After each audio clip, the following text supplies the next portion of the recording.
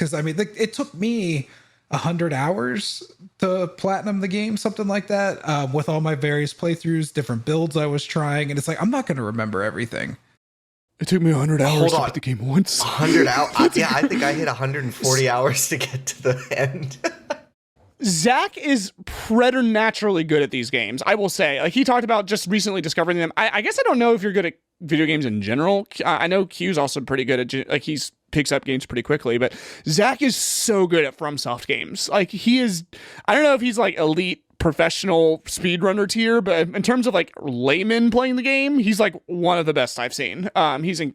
He has a talent for these games. 100 hours for platinum is still pretty incredible. I feel like just the amount of traversal you have to do that doesn't seem here's possible. A litmus test. Zach, can you beat the game with a banana? With a banana? That's true. Like playing with a banana as a controller? Yeah. Yes. No. Then get fucking good. No. Why are you even on this? Get out of here. Get off this call. The headset's coming off. See y'all later. Yeah. Okay, what if you don't use the banana as a controller? You like cut the banana halves in half and put one over each finger. Then you just have banana hands. Can you do that? Oh, banana finger method. Any percent banana speed run. You might have just invented something, Rob. Yeah, wow. Yeah, you may have. I look forward to seeing this on stream.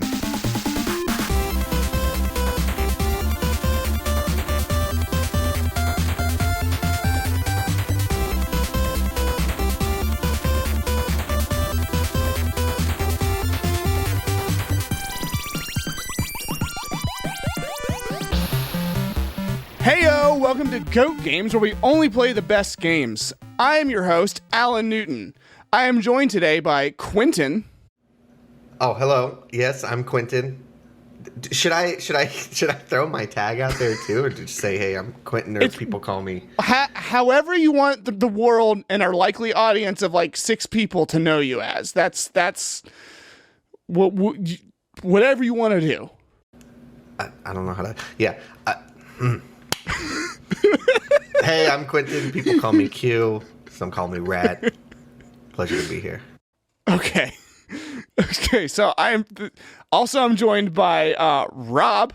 Hello, I'm Rob. I stream on Twitch as Super Captain Rob. I'm a variety streamer, accidental just chatter, and professional doofus. It's a pleasure to be here. Hell yeah. And last but probably not least, Zach. Yo, I'm Zach from Zach Attacks Games. You can see me stream on Twitch whenever I feel like it, which lately has not been very often. Yeah, and I also have a Twitch channel called Figgy_O, FIGGY_O. It's we like to have fun there. Welcome to G.O.A.T Games, the first ever episode. In case you can't tell by the slapdash haphazard vibe of the whole thing, this is the first time we've ever done this. You're getting it on the ground floor of a phenomenon, baby listener. Can I call you baby listener? I hope so. The premise is that we talk about only the best games ever made. We don't do game of the week, although this week's is kind of game of the week. But we just talk about the best games ever made. Are they great? What makes them great? Are they still great? Or are they overrated? That's what we're doing. Welcome to G.O.A.T Games. So, guys, today we are talking about one of the biggest gaming phenomenons I think I can say in years. Is that fair to say? Is that an overstatement? No, I'd say that's very fair to say. Yep. Accurate. It had a 2-3 year hype train. Yeah. I feel like I can say it mostly delivered. It actually delivered, and that's the big key on this one. Yeah. Yeah, like fucking Amazon delivered right to your door with the hype achieved. So we are talking about Elden Ring, which if you're listening to this in 2022 is very apropos and very topical. But in the future, we'll talk about some classic games as well. So stick around. But we just figured we'd start with a game that we've all recently played and I think mostly enjoy. We'll talk about why we think Elden Ring is good. Well, I'm at least going to talk about some of its flaws. The kid gloves are coming off. I don't know. Maybe I just got some fanboys here. We'll see. And we'll talk about what makes it good. So a little bit of vital stats up front. Elden Ring was a game developed by Fromsoft, released February 25th of 2022, directed by the illustrious Hidetaka Miyazaki, with collaboration from Mr. George R.R. Martin. As of this recording, the latest data I could find is that it has sold upwards of 13.4 million copies, with sitting at a 96 on Metacritic. And the general vibe I get from the internet, which I don't have metrics for this, is that people like it a lot. Critics, every critical review I read of it, you'll find videos of people being like, "This is why Elden Ring actually sucks," but they're just contrarians. They're just going against the narrative for clicks. It's doing really well. And so, how far have y'all gotten in the game? Do we have any Elden Lords among us? Well, I have the Platinum Trophy. Oh, fuck. What is that? What does that do? Basically, it just means that everything that they felt I needed to do, I did. Beat the game several times over. Did a lot of side content. Honestly, though, like as far as Platinum trophies go, Elden Ring really wasn't that bad. Typically, like FromSoft games, when it comes to getting everything done, whether you're doing like achievements on Xbox or Steam or trophies on PlayStation, they'll have some really tedious things thrown in there. But honestly, I thought Elden Ring's Platinum was probably the easiest one out of all the ones I've tried to do. How many times did you have to beat it to get Platinum? Also, did the Platinum trophy come with any esoteric lore attached to it? No lore, because but it basically gives you like multiple endings. I believe I'm going off the cuff, but I believe you have to beat it twice. Oh, that's not bad. To get the Platinum, or no, I'm sorry, 3 times. You have to get 3 endings of all. I think there's 6 endings, but most of them are the same. But it gives you a pretty good flavor. Like you have to do the Ronnie ending, you have to do the Frenzy Flame ending. You have to do a couple things in the game that you wouldn't normally do or you might miss. It's just, but overall, like as far as trophy or achievement collecting, like everything in there is stuff that I would want to do anyway. Like it's collecting weapons, it's killing certain bosses. Like the overwhelming amount of trophies were for boss kills, and I wanted to kill everybody. Oh, nice. And a really nice thing is that none of the trophies / achievements were dependent on online play. It's all stuff you can do solo, and I love that. Especially in single player focused games, I always hate it when they throw in like, "Oh, hey, by the way, you have to go do 50 duels online." Oh, I hate it. I thought it was it was very easy to do. The hardest part is, obviously the game's extremely difficult. So some of the boss fights, if you're not good, the right build, or the right build, they can be extremely difficult. But what it's asking you to do, if you're like a FromSoft veteran, you're like, okay, yeah, that seems pretty par for the course. And congratulations, Zach! I did not know you had platinumed it. Oh yeah, good job. I platinumed. I didn't know that. I did it on stream, the whole thing. I know. Well, I've been a Ronin wandering away from Twitch, and I'm coming back, baby. Doesn't mean I don't love y'all. It just means that I haven't been on Twitch at all. No. From the looks of it, nobody has. I've never seen viewer numbers this low. Like I've been streaming for about 1.5 years, but I've been on Twitch for like 6 years. And even like big streamers are seeing dips. And I don't know if it's people are moving off the platform or if people are just finding something else, if like TikTok's really the future and nobody wants to watch long form anymore. But I've just noticed that like even amongst like the people I hang out with that are fairly successful, like they're seeing like 20 to 30% dips in numbers. My guess is that Twitch had a huge boom during the height of the pandemic. It's that people have discovered they can go outside again. I think that's what it is. I might be wrong. I'm not an expert on the topic, but I think it's that people have realized like, oh, there's nature outside. And so yesterday. People have been telling me to touch grass for 3 fucking years, and now I can do it. I think that's kind of the general. Touched a lot of grass yesterday. It was great. Yeah, I rubbed my face in it. Okay, so Robert. Yeah. May I call you Robert or Bobbert? Either is fine. I usually go by Robert's Rob, but good. yeah, whatever's good. I'm easy. How far have you come in your Elden Ring journey? So I think I'm fairly far through. I've completed the full Ronnie quest line, and I'm currently fighting the fire giant. The fire giant. So He's yeah, a son of a bitch. I feel like I'm pretty far through. I'm a little bit stuck here because I've been doing a magic build, so I've mostly been getting by cheesing and being overpowered, and Fire Giant is not having a lot of that. So, Do you have Azir's Comet? Do you have the Kamehameha? I don't actually. I need to get the You should- Kamehameha. Yeah, if you want to cheese a magic build, just get a Azir's Comet, and you can basically be Goku. Some bosses it doesn't work against, but big fat ones, delicious. I'll have to hunt it down. Okay, and then Quentin, I think, has had the most. I think he's had the most realistic Elden Ring experience of all of us. Well, what happened with you, Quentin? Why do you put it that way? Because what happened? Maybe it's changed since I last spoke to you about it, but I believe last time I spoke to you. Yes. So, I'm not the gamer I used to be, who was full of energy and life and loved open world and just exploring for hours looking at blades of grass. I cannot do that anymore. So I booted up Elden Ring, very excited about it, love the game series, love Dark Souls. And I basically grabbed a sword and never stopped running and screaming and running away from things until I got to the end. And I have no idea what the story is.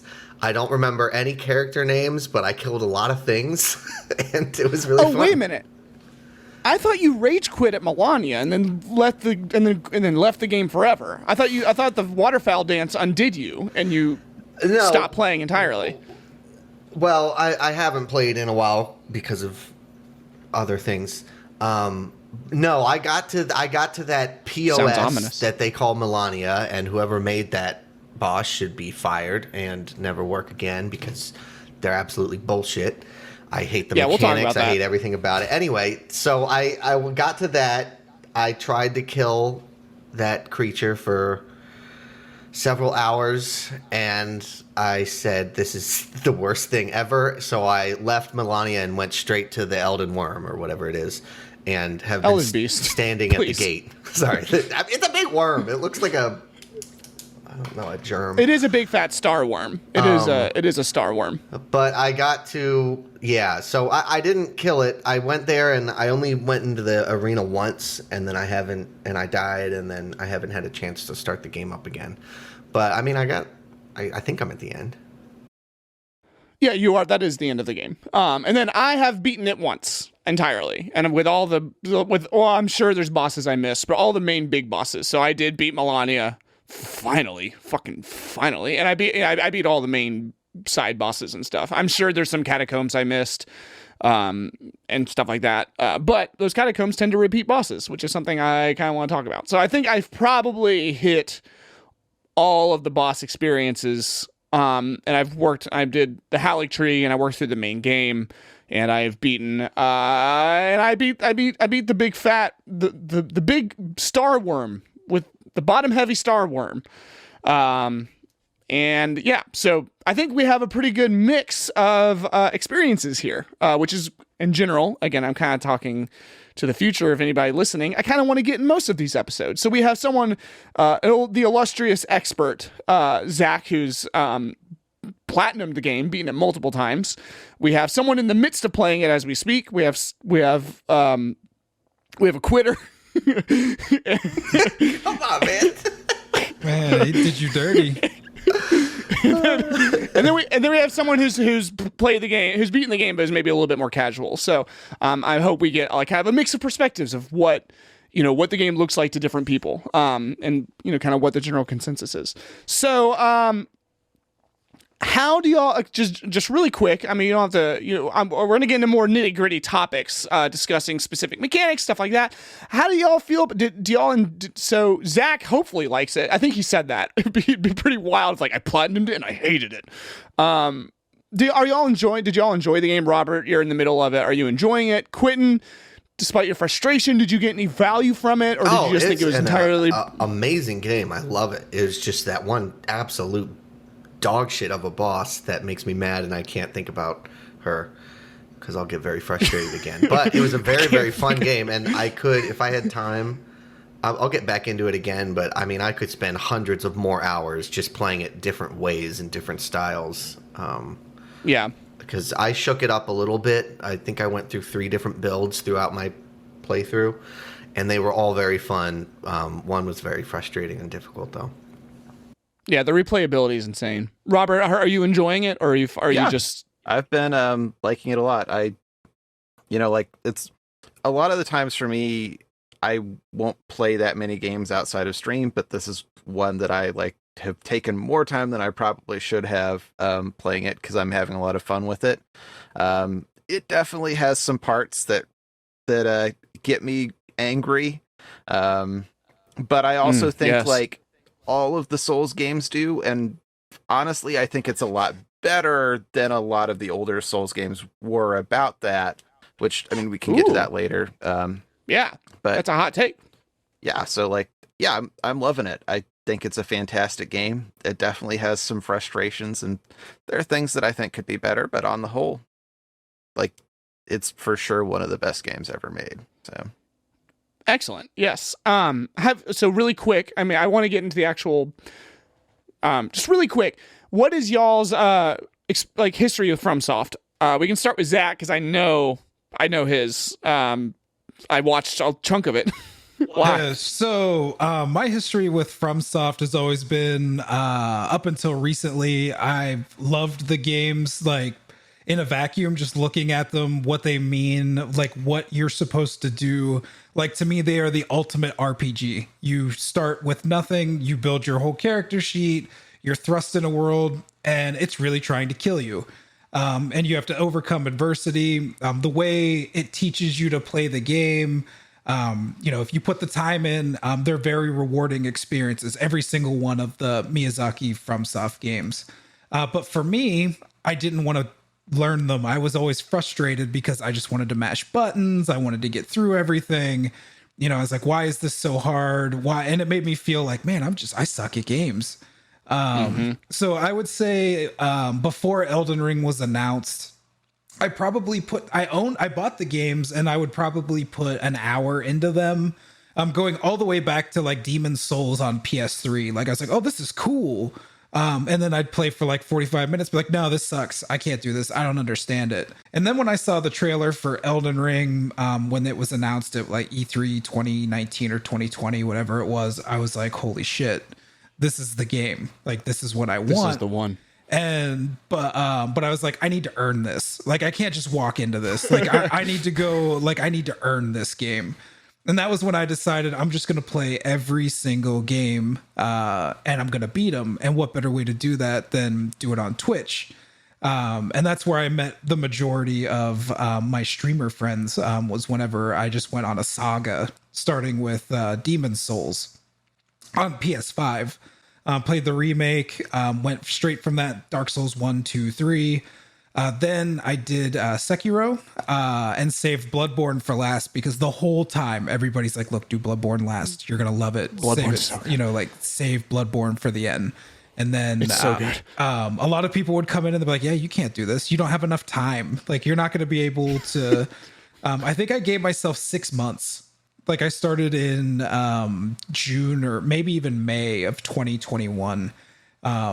And people are like, you don't have enough time. And I'm sitting there thinking, it's going to take me 6 months. I was like, I could play each one of these games. But either way, I did it. I beat every single game on stream.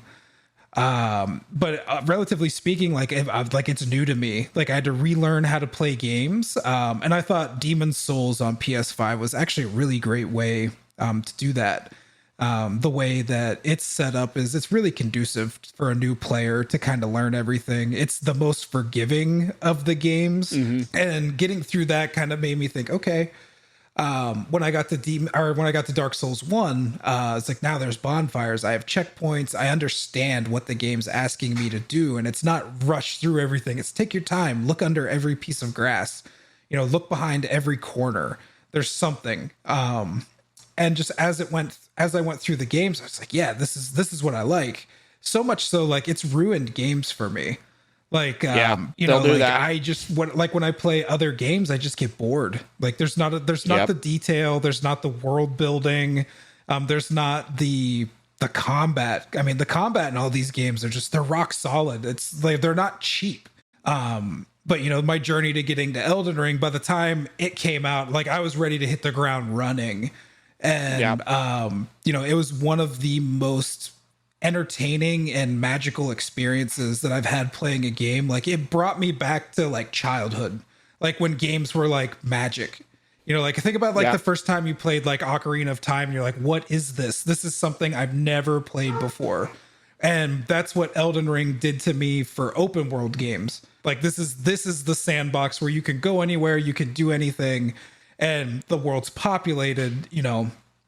And one of the things it does better than any other Souls or Souls-like game is that instead of being like a linear path where, you know, you go through a line, hit a boss, get stuck. Well, in Elden Ring, if you get stuck, just go somewhere else. Yeah, absolutely.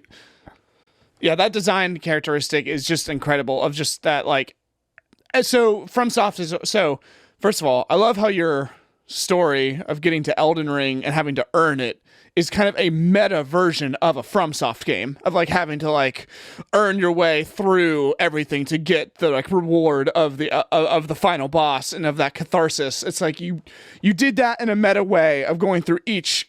You use the word like earn it, having to earn Elden Ring by getting through all the hard games of FromSoft. That's amazing. I like how so that's one of the mechanics that makes Elden Ring so good is that, you know, FromSoft games have traditionally been a hot topic debate. For some, it's a criticism of, you know, they're too hard, they're inaccessible. Like I want to be able to play the game, but I don't like having to like essentially die over and over and over and over again and basically be told I'm trash over and over and over again. And Elden Ring has a beautiful solve to that, and that you can like if you get stuck, you can there's so much more for the world to offer. Like you're not locked in any kind of path. You know, if you get stuck, you can go fuck around in a cave, go look at a mine. What's this castle over here? Like it just offers so much for like leveling up and also teaching you the mechanics as opposed to just banging your head against the wall. That kind of goes away a little bit in the end game. I feel like once you get to like the optional, like very you know, Melania and some of the late game bosses, like there's less of that, but it's especially early game, it does such a good job of giving you that freedom. Robert, what is your experience with FromSoft? Like, I actually don't know. I don't know if you've played other games before this or what. I have, yeah. My first From game is actually, I don't think I've ever even heard anyone else like talk about this game. It was a GameCube game called Lost Kingdoms, which is made by FromSoft. I'd call it sort of a proto-Souls game. It's an interesting one. It's hard to explain. My first actual I don't think Souls... I've ever heard of this. Yeah, it's a really cool game. Honestly, like it's worth checking out because it's kind of like a Souls game if instead of having a weapon, you had a deck and the cards when you pulled them did different attacks. What's it called? King's what now? Lost Kingdoms. Not King's Quest. Not King's Quest. Lost. King's Quest is that's the proto Souls. Sierra games. Yeah, that's the proto game for everything. Everything is just borrowing from King's Quest. I replayed Lost Kingdoms like a year ago or so, and replaying it, I was like, oh wow, I can see so many things in this game that are like in the later Souls games, which is why I call it a proto Souls game. Like, there's obviously a lot that's very different about it too, but I don't know. It was like I think it's an interesting historical thing to go back and look at. Plus, it's a really unique mechanic that I've never seen any other game do. I'm gonna have to check this out. I'm looking at the Wikipedia page. It's a lot of fun. That's really cool. So yeah, then like my first Souls game would have been Dark Souls 1, which I think I like picked up, played for a couple hours, and then was like, no, I can't do this. I'm done. And I had a similar experience down the road with Dark Souls 3. The first one that I ever beat was actually Bloodborne, because I picked up It's a lot of people's Bloodborne gateway. and loved the aesthetic of it so much that even though it was just kicking the crap out of me, it was like worth it to me to push through to keep seeing it. And it like taught, you know, like to beat a Souls game, you have to learn how to play a Souls game. And once you know how to play one, you can apply it to the others. So I went back later on down the line and beat Dark Souls 1 and 3. I've still given up on 2. We'll see. Maybe I'll come back to it someday. 2 gets such a bad rap. I like 2. I like 2 a lot. I think it has one of the worst versions of my big complaint about the Souls games, which is like why I stopped playing it. But like, I think it's a really cool game. It just like frustrated me the most out of all of them. What was your complaint? Yeah, what is that complaint? We can talk about that now. My big complaint, and I have this with like a lot of Souls, like Hollow Knight is another one that I played very far through and then gave up because I got so sick of this, is I don't mind when a boss fight is really hard and kicks my butt 100 times. What I hate is having to run back to the boss fight. Yes. And I think, my gosh, yes. Like Elden Ring has such a beautiful solution to that in the Stakes of Melania. And when it frustrates me the most is when it doesn't use the Stakes of Melania or it puts them kind of far away. But like, I hate when I'm trying to learn a fight and every attempt between the fight is punctuated by 5 minutes of running through the same dungeon that I've run through 1,000 times before. So I totally agree. I mean, there's people who say like, that's part of the experience. It's, just actually it's more difficulty and more frustration, making the victory all the sweeter. Which I think is a fair assessment. But I tend to fall on the side of like the bosses are hard enough. Like the bosses feel rewarding enough. Yeah. So after I beat Elden Ring, I went back and I played Dark Souls 1 and beat it. And all that game's like, some of the slogs to the bosses, like beating the fucking Capra demon in the broom closet and having to run all the way through like Undead Burg to get to him. Like, come on, Miyazaki. Like the Capra demon's already a fully unfair fight as is. Like, why do you hate me so much? But then, you beat him and you're like, oh, thank you, Miyazaki. Thank you. Like, it's kind of an abusive relationship that Miyazaki has developed with his fan base. Capra demon's still like a trigger word for me. I hate Capra Demon. That was anyway, like Rob, the very first real wall I hit, and I thought I can't do this. It was for me too. When I just replayed it, it was the first time I've ever replayed Dark Souls 1. I was high off Elden Ring and I needed more, but I wanted something a little different. And yeah, felt like a fucking god. If you haven't played a Dark Souls game since beating Elden Ring, you're the fucking Elden Lord walking around amongst like peons, because the mechanics are just so different. Like they're a lot more like they're as fast paced as Dark Souls 1 is. It's a lot slower pace, and so like. I didn't even play with a shield. Like I did a Dex Pyromancy build, and I was just like flipping around these peons until I got to the Capra Demon. I was like, oh, there it is. There's that feeling. There you are, Dark Souls. I remember you. But anyway, I'm sorry. I didn't mean to interrupt, Rob. Continue. Oh, you're good. So yeah, I guess those are the ones that I played are Souls 1, 3. I've played a lot of 2, but haven't beaten it. Bloodborne, and now working on Elden Ring. Sekiro, I have not picked up or tried before. I have a suspicion I won't like it as much as the others if I try it. But we'll see. I may give it a shot at some point. A follow-up for you, Rob, is did you ever play any like Tenchu games or Ninja Gaiden like on Xbox? I think I played like 15 minutes of one of the Ninja Gaidens and just noped out very quickly. It was I was boy. like, I can't even get the controls right on this. Oh boy. Man, Ninja Gaiden was a game changer for me. I fell in love with that game the first time I played it. Well, that's a good segue. So, Q, what's been your experience with FromSoft games and Souls games and Souls likes? And Ninja Gaiden is also FromSoft, correct? I'm right. That's Team Ninja. Oh, gotcha. Ninja Gaiden's absolutely not a FromSoft game. That's what I meant to say. That's what I'm going to edit that in and say that I said that and looked like really knowledgeable. Yeah. I thought for some reason they didn't. Did they do, besides Sekiro, did they have a Ninja game? Hold on, I'm going to look up every FromSoft game. Yeah. Q, what is your experience with FromSoft games? Made a ton of games. Well, actually, I am just realizing that my first experience with FromSoft, because I didn't know they made it, why would I ever look it up? I was a child. Was holy shit! Armored Core 2 so many games. Was the first FromSoft game that I played, and I a lot of people like that game. Loved that game. It was so much fun. I was also watching Gundam back then and all that stuff, so I was big into the robots and whatnot. I even had a a really dope ass Armored Core model that I think somebody got me as a gift from GameStop back then. It was like a $40 model, like this big, and it was so badass. I don't know where it went. Hell I think yeah. It was really cool.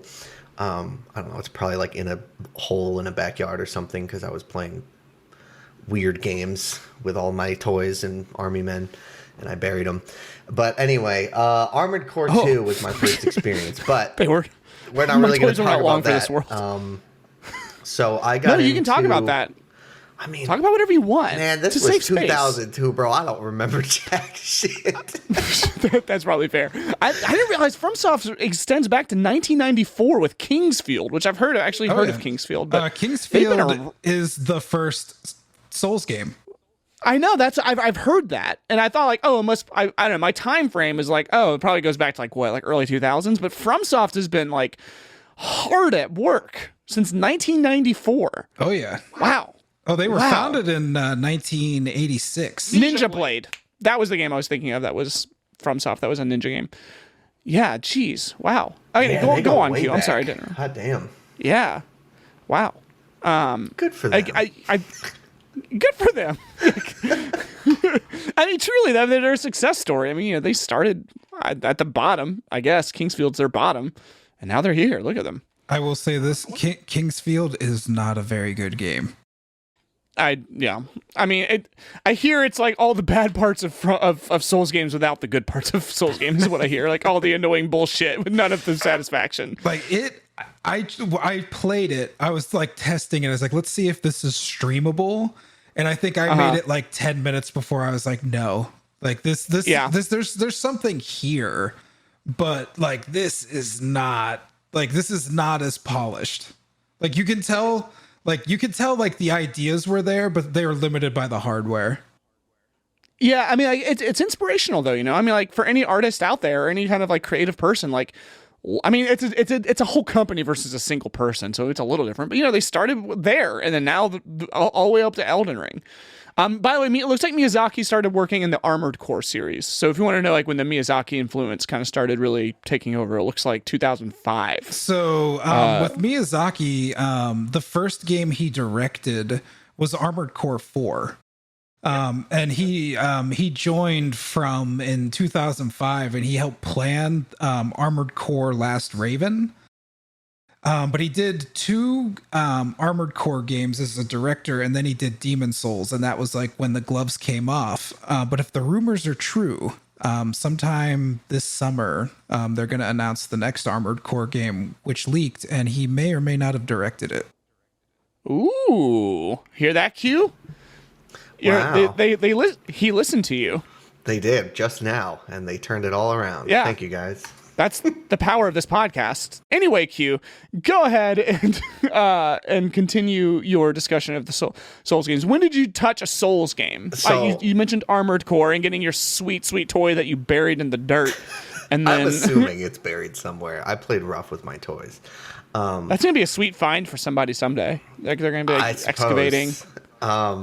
I picked up Dark Souls either the same year it came out or a year after that, and when I played that game was absolutely amazing to me. I fell in love with it immediately. It was such an immersive, wonderful experience. I've never played anything like it. The aesthetic of the world, the lore, the art, the combat system, everything about it was just so unbelievably rewarding. And I just spent countless hours playing through that game multiple times, finding new things every time I played it and new experiences. It was just, it was so unique and different. And what I love, and we've talked about it a little bit, what makes these games work in a way that's so different is the progression. And you progress because you get better and you get smarter, not that your character gets stronger. So every single stage of the game can be such a unique, satisfying experience because you beat the boss, because you got better as a player, as a gamer, and you figured out their weaknesses and everything. The combat was so pinpoint and intricate with your strikes and your parries and your timing and all that stuff, and it was a wonderful experience. So I still, well, it's been a minute, but Dark Souls was one of those games that I used to come back to on a yearly rotation, because I had a few of those games where once a year I would always play through certain types of games because they were my top favorite. I absolutely loved them, and Dark Souls was one of those I did for many, many years. I would at least try to beat it one time every year. And then I played Dark Souls 2 and 3, which were very fun. Did you finish them? I finished 2. I don't think I finished 3. But those were great. There's something just nostalgic about Dark Souls that is, I think, keeps it at my top favorite. It's got its issues. It's old and it's got some problems. It still holds up though. It holds up. I mean, that one probably still holds the top for me. Most of it's probably nostalgic because it was just so revolutionary in my life when I picked it up and played it. But I very much enjoyed 2 and 3. I never played Demon Souls, never played Sekiro or Bloodborne. If I had a PlayStation, I would have played Bloodborne back when it came out because I was so excited about it, but I had no access to it. I'll lend you my PS4. I have access to your physical location and body. I can lend you I can lend you my PS4 if you want it. Just the PS4 though, right? What'd you say? You're just gonna lend them the PS4 because you're talking about just the PS4. You're talking about physical bodies and. Well, I mean, we'll start with the PS4 and see where it goes. I can lend you my PS4. I can lend you my PS4 if you want to play it. Bloodborne is. I don't know if you've noticed, but every time one of you has mentioned Bloodborne, I've let out a little moan of just like a little, oh yeah, just because I love that game so much. I don't know much about it, but I have heard that the story is pretty fucked up. The lore is amazing. Story. It is the best. Spoilers for anyone who's never played Bloodborne, so I don't know. Take off your headphones, rat. I don't know, but it is the best. You've watched me play Bloodborne, actually. You've seen me on stream.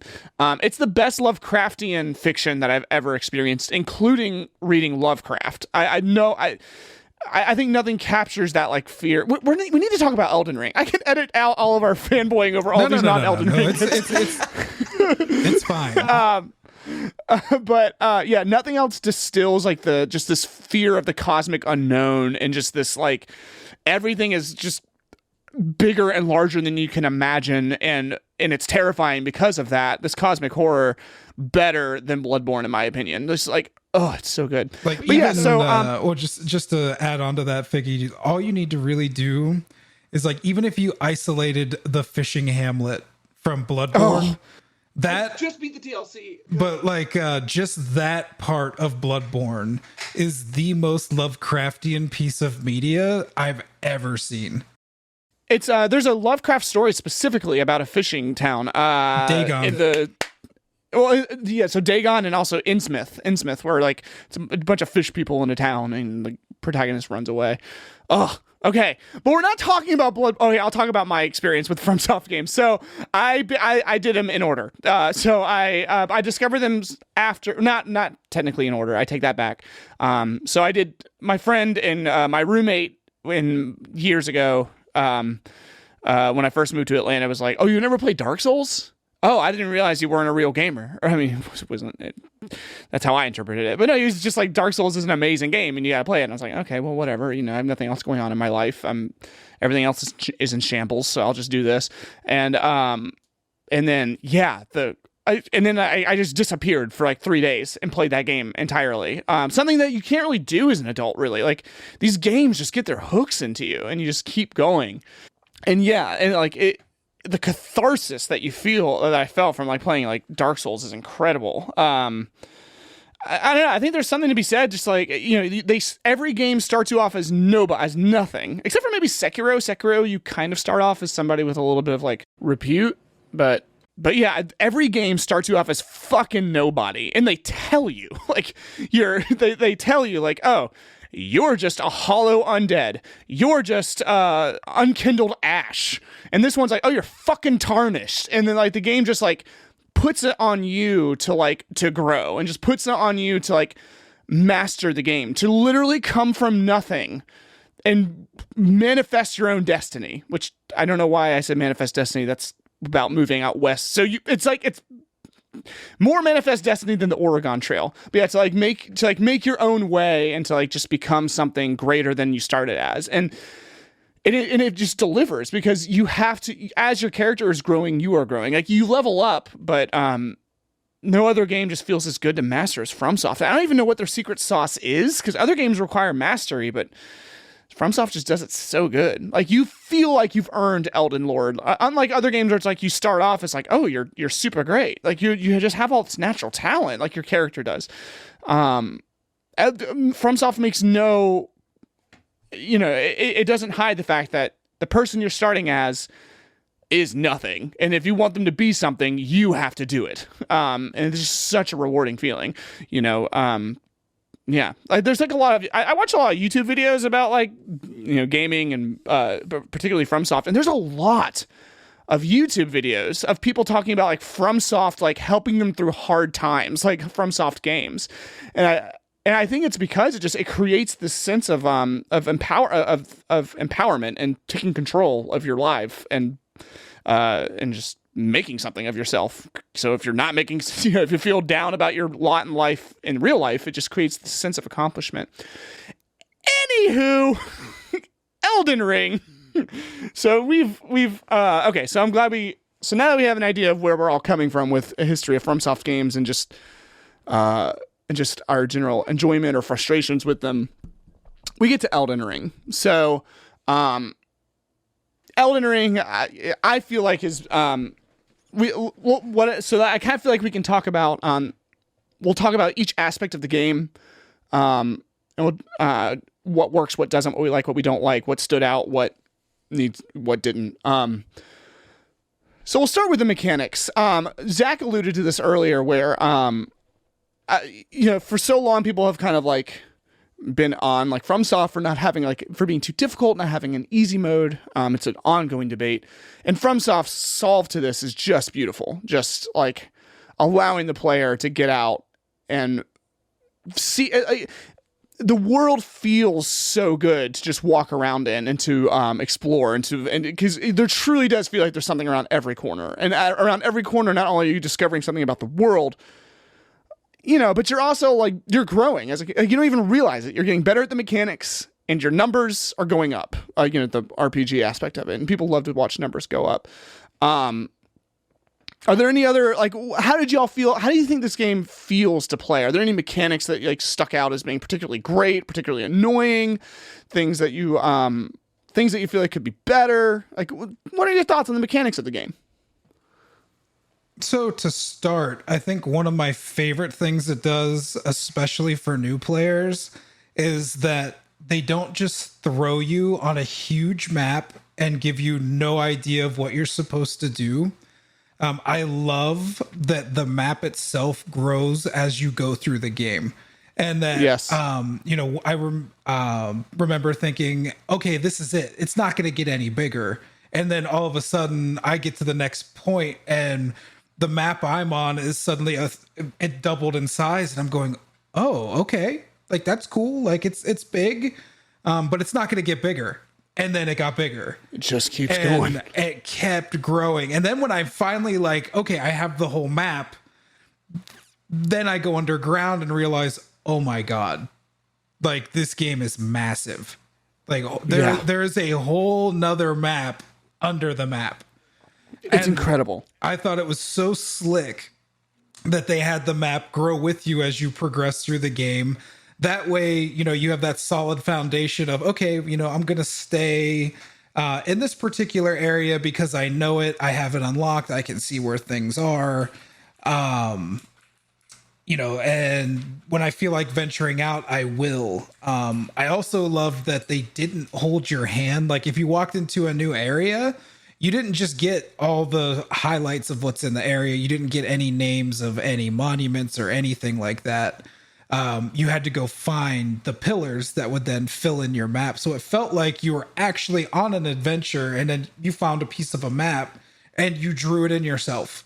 So yes, that way, when you start at, what is it called? The first steps, which is like aptly named, like you're at the first steps. As you just expanded the map, I thought that was such a great mechanic for new players, and even as somebody who had put in considerable amount of time with all the other games, I thought this is really cool. Like, I really, really like that this is a thing. Yeah, you make a really great point about the way the map expands as you progress. It does such an incredible job of allowing you to stand in awe continually at how big the world is without you feeling completely overwhelmed because of the way that the map expands. So starting the game, if I walked out and saw the entirety of the map available to me, I would nope out.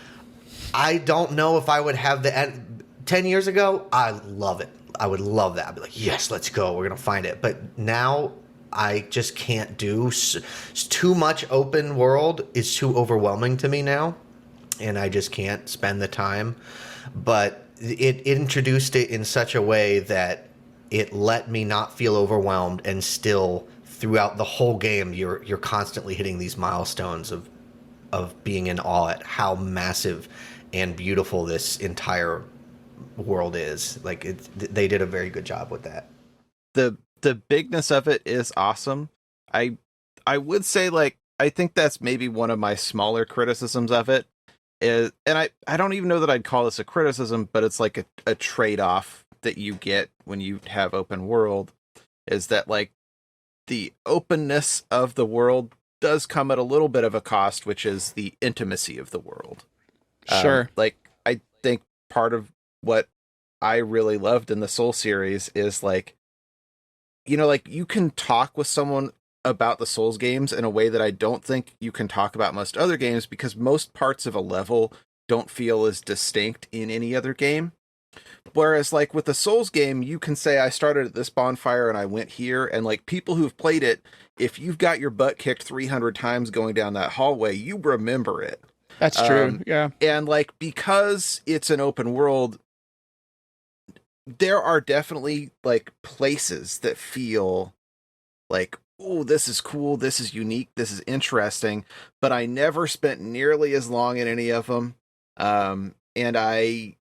And also, like, there's so much just, like, open fields and rocks and shit in between all of it. It's true. Lots of rocks. Yeah. Lots of shit. Which, like, for me, more than any other Souls game that I've ever played, I'll have, like, YouTube on or something while I'm playing, just because, like, I get bored going between places.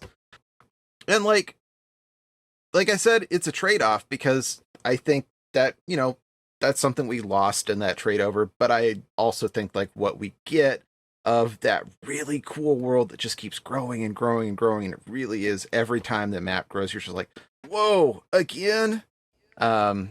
Is so cool. And then, like we were saying earlier, the solution that the open world offers to the road stops that every other Souls game puts in your path, it's worth it. Yeah. So one thing, I want to speak to something that you said, but one thing I wanted to say about the map too, I do want to talk about the open world. Some of the stuff you brought up is absolutely something salient that I want to talk about. But with the maps in particular, what I love about this was actually a huge, like, aha moment for me, I guess. Like, I didn't realize it because I was trying not to use the internet too much at first. Eventually I said, fuck it, and just started using the internet all the time. But when I first started, I was like, I can't, the world is so fucking big and there's nothing, I can't find anything. Everyone keeps talking about like mines and keeps talking about catacombs. And then I can't remember who it was. I may have been on stream because I streamed the first few sessions, or it may have been someone here. I know it wasn't Q, because I think I told the one who told Q this, but it may have been Zach. I don't remember who I found this out from, but someone's like, yeah, you got to actually look at the map. I was like, well, yeah, I'm looking at the map. There's nothing there. There's nothing, because I'm used to fucking, like, Far Cry, where there's, like, waypoints and stuff.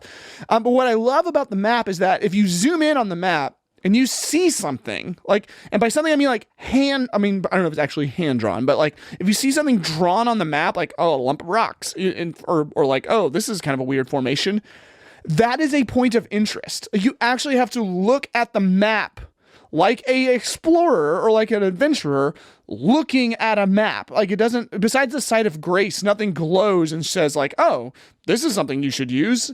If you see like a squiggle on there, you're like, oh, that's a squiggle that doesn't look like other squiggles.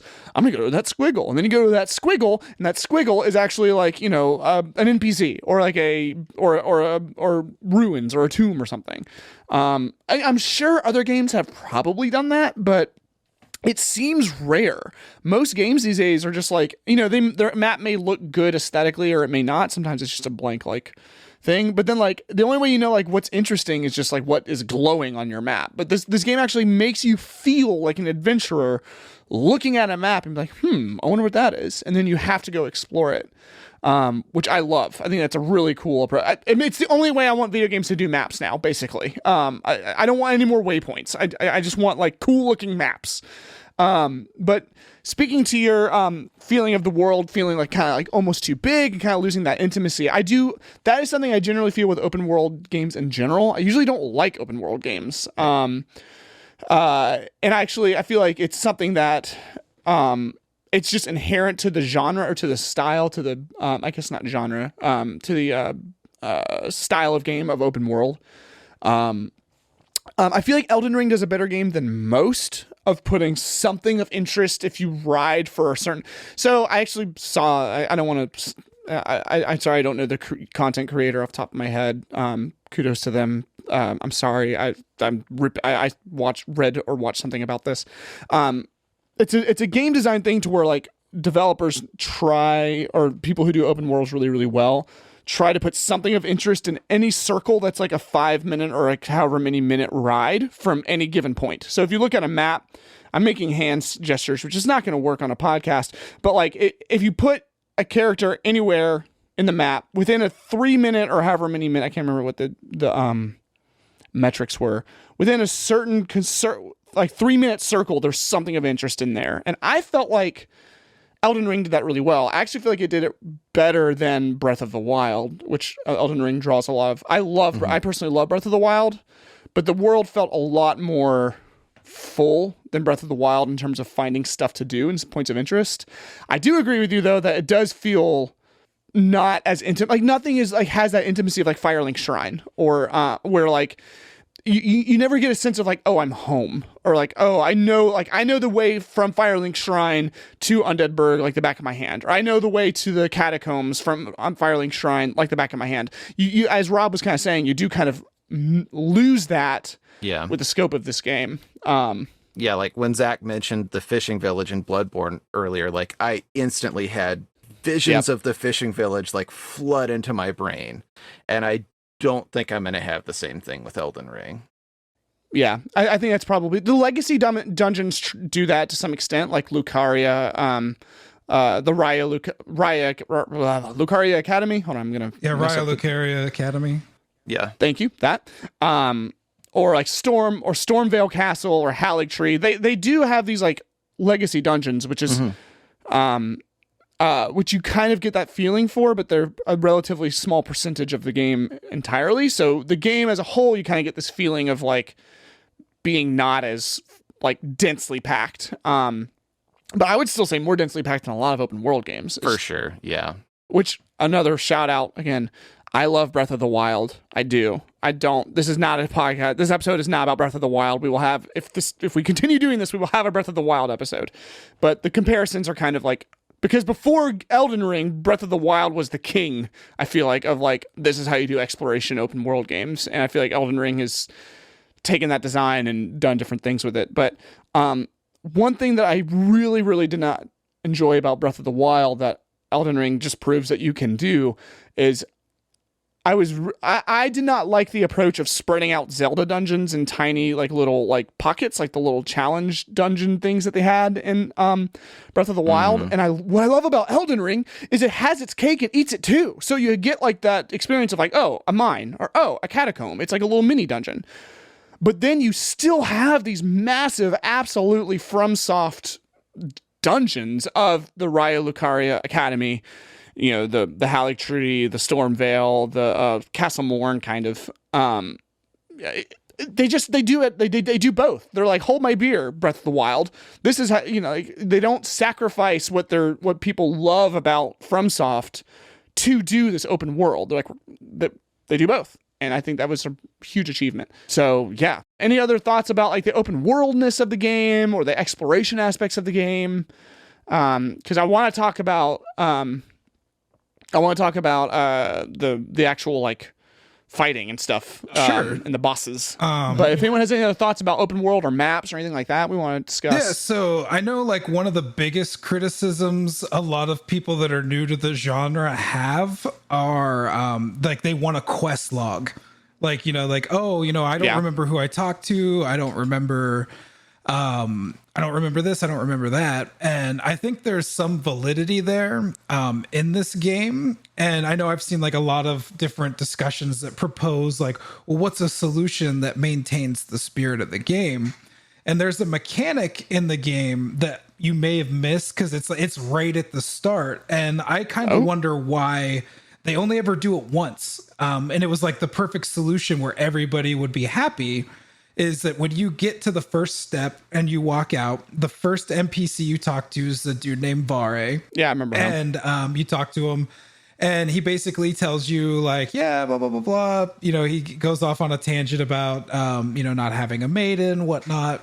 But if you go back if you go back to his spot later, he leaves a note and says, hey, you know, there's, you know, come find me. I'm not exactly sure what the exact wording is. Oh my gosh. He leaves a note that says, come find me at, like, it's kind of vague, but he's like, you know, he's like, come find me at this church. And the church is in Liurnia. And he leaves a note and you can go find him there and you can continue, the quest chain, from there. And I was just always kind of curious, like, why did you abandon this? Because I did every quest in the game. And there were so many times where it would be like, if I was doing like the Alexander the Jar Warrior quest, being like, you know, like, oh, I have to go here, but he's not there. Okay. And it was just like working through a guide, just like go start from the beginning, go to every spot he could be. And it's like, all you had to do is leave a note. Like if you would have, you know, leave a note, like, and that solves so many problems. But I think like that's probably my biggest criticism of the game is that, especially if you're focusing on doing the quest lines, it's just that they're really convoluted. And esoteric. Yes, absolutely. And I don't mind it, but like, give me something to work off of that doesn't require like data mining. Yeah. Yeah. Well, in a spirit, because I had like quests where I would do them and like I'd accidentally click past a line of dialogue or something. Yeah, and then you you're fucked. Can't get it back. And so then I just like had no choice but to go and look up a guide at that point. You know, like it would have been cool to figure it out from the dialogue clue that you gave me, but I don't have any way to get back to that dialogue clue. Yeah, no, that's always been so I didn't realize that about Vare or that's holy shit, you're right. Like that should have been like the system the whole time. I guess he's the only one who's like figured out post-it note technology in the lands between, because like that's such an obvious fix sitting right there that they've already used. Yeah, but yeah, and that's something that FromSoft games have always done. Like, I'm always really bad about doing the side quests. Not for lack of interest, but a lot of times I don't even realize the side quest has been put in front of me. They'll just mention, like how you were saying, they'll just mention something in the dialogue, like, oh, I need you to go to the blood tree and retrieve the fruit. Or they won't even be that direct about it. They'll be like, I used to go to the blood tree and eat blood fruits. And then you're like, okay. That's it. Like you don't realize that was a quest, and then like maybe you skip past that dialogue, and I feel like it's not as frustrating when the world is a lot tighter knit, where it's like you're gonna run into this character again. Like, oh hey, I remember you. I don't remember what we talked about, but I remember your face. I remember your Onion Knight armor. Hi, and then you realize like, oh, a lot of times in these games I'll realize like halfway through like, oh, I guess I'm in the middle of one of their quests. Like, oh, whereas this game it's like. they'll come up, they'll say something weird to you, like, oh, like, I used to be a knight of Kurta, and then, like, you'll have to remember that, and then, like, you won't see him again for 20 hours, and then, like, 20 hours later, you'll be like, I'm sorry, who are you? Yeah, so I feel like some kind of quest log, or the solution that Zach pointed out would have been... Because, I mean, it took me 100 hours to platinum the game, something like that, with all my various playthroughs, different builds I was trying, and it's like, I'm not going to remember everything. It took me 100 hours to beat the game once. 100 hours? Yeah, I think I hit 140 hours to get to the end. Zach is preternaturally good at these games, I will say. Like, he talked about just recently discovering them. I guess I don't know if you're good at video games in general. I know Q's also pretty good at, like, he's picks up games pretty quickly, but Zach is so good at Fromsoft games. Like, he is, I don't know if he's like elite professional speedrunner tier, but in terms of like layman playing the game, he's like one of the best I've seen. He has a talent for these games. 100 hours for platinum is still pretty incredible. I feel like just the amount of traversal you have to do that doesn't seem here's possible. a litmus test. Zach, can you beat the game with a banana? With a banana? That's true. Like playing with a banana as a controller? Yeah. Yes. No. Then get fucking good. No. Why are you even on this? Get out of here. Get off this call. The headset's coming off. See y'all later. Okay, what if you don't use the banana as a controller? You like cut the banana halves in half and put one over each finger. Then you just have banana hands. Can you do that? Oh, banana finger method. Any percent banana speed run. You might have just invented something, Rob. Yeah, wow. Yeah, you may have. I look forward to seeing this on stream. Journal what you found. Like, how does that conflict with style of the game? Like, you're while we're taking still notes talking about on, exploration, hey, I talked to this guy here. He so told you me guys something have made about, great points, hey, but also this, you're making there's points this coming tree from up the someone road who is with paying a attention hole under to it. what's I should happening make and making mental notes and can remember. Let's go from my perspective, who not only just started running and screaming with my sword in the air the moment I hit the ground. The way that Miyazaki intended. Even if I was paying a little bit more attention and taking my time a little bit more like I would have years ago if I were to play this, I would still not remember almost every single person I interacted with, where I interacted with them, what they said and what they wanted, to where when it came time for me I accidentally finished some quests where I was like, oh, cool, that's interesting. Didn't know I was on a quest. And then when it came time to intentionally, I was like, I need to try to get to the end of this quest line. So I think the first time I did that was maybe with Ronnie. Everyone got married. I knew what was going on, and I started doing it, and then immediately was looking around like, where do I go now? What has happened? I have no idea where I'm supposed to proceed next. And then so I was forced to, I looked up a guide on like how to get through Ronnie's thing. And it was so wildly convoluted to me. I have no idea how anybody figured out how to get through some of these quest lines, because it was just very confusing. And then put that into perspective of someone who just can't remember things very well or was not paying attention. It's darn near impossible to do some of these quests. So they could do a little bit better on, you don't have to break the immersion of the game, but there are some systems you could put in, at least make, I don't know, maybe marking the map a little more understandable, like write tags or notes, because sometimes the map is so vast, there are like generic dungeons that I ran away from because I was too weak, and by the time I hit late game, I have there is no shot I will remember which dungeon I didn't beat a boss in, because it was there is a way to mark the map. You've got the 1, 2, 3, 4 little dots. But you want something that like pops out. That like I'm not going to remember what those, and I accidentally click those dots where I'll spend an hour trying to track down where is this little mother effer, and then I'll realize like, oh, it's underground. That's why I can't find the stupid thing, and it's been 30 minutes. Well, and the dots and the little markers you make, so there's the glowy dots you can make, which you can only make 5 of them, and then they start deleting your old ones, which is like, it's like, I know I had a marker for that thing. Oh fuck, it got deleted. But the little circles you can make, the little like stamps, the little quarters that you can put on, like a map of American quarters, like that you had as a kid. You can make little quarters on the places. But the problem is when when you're like, okay, I remember there was a dungeon somewhere that I didn't do. Where was that boss? And then you're looking at the map. Those quarters are tiny. Like they're like little like. I feel like I kept making like, okay, I'm gonna make a note of this. I'm gonna put my little stamp here. Like and then I would go back later and be like, well, never gonna find that again. But these are quibbles ultimately because I feel like they still handle exploration better than almost any open world game I've played. But I also don't like open world games. But the fact that they made me obsess over an open world game is a feat in and of itself because it's not a genre I tend to gravitate towards. It in no way. These are more of pet peeves and small things because it in no way impacted the entirety of the game or getting through it. Yeah, because the main quest is signposted really well. Like you can run through screaming with your sword over your head, just following the sights of grace. I mean, you'll have a hard time because you won't level up as fast, but it can be done. So they were cognizant in that point. I actually didn't know what the main quest was at any point. I just realized I was progressing when I was killing things. I have no idea. I have no idea how to follow the sights of grace point towards the objective. Okay. No, those lie. They would point in every different direction in different parts of the map. I didn't follow those once because they made no sense. And like, I get I have no idea why I'm doing what I'm doing. Like a lady sat by my campfire and was like, hey, do this thing. Or like I ran into a cool blue lady with 4 arms and she said, hey, you want to help me out? And I was like, sure.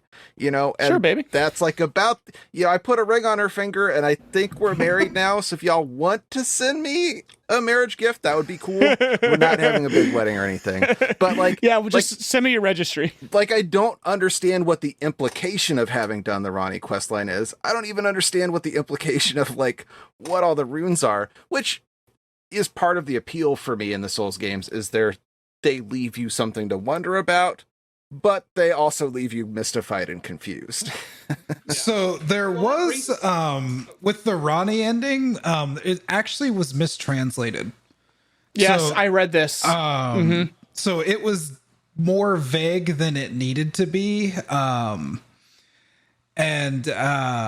I forget exactly what the context is, but like the actual translation is more positive, and it seems like the implication is that like you're bringing out an age of knowledge over power. But like, like you're basically doing away with the gods and we're going to make our own way. Yeah. Kind of what I remember, because it was mistranslated, and the mistranslated final version is weird as fuck. It's like this, like I don't know if I've married into crazy. I don't know like what okay. All right, we're just going to the moon, I guess. I don't know what that means. Bye. But yeah, the original one was a lot more, I think, clear. The actual Japanese, it's a lot more clear that like she's leading, I think, in an age of tarnished or essentially doing away with the gods. The good ending, I guess you might say. Yeah, the intention is that it's supposed to be a good ending. Yeah.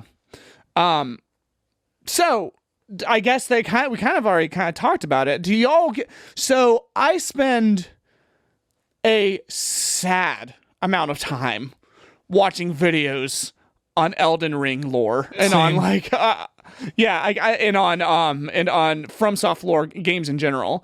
And I still don't understand all the lore. Like, I feel like this game, Fromsoft is known for its like Byzantine, incredibly difficult to grok story.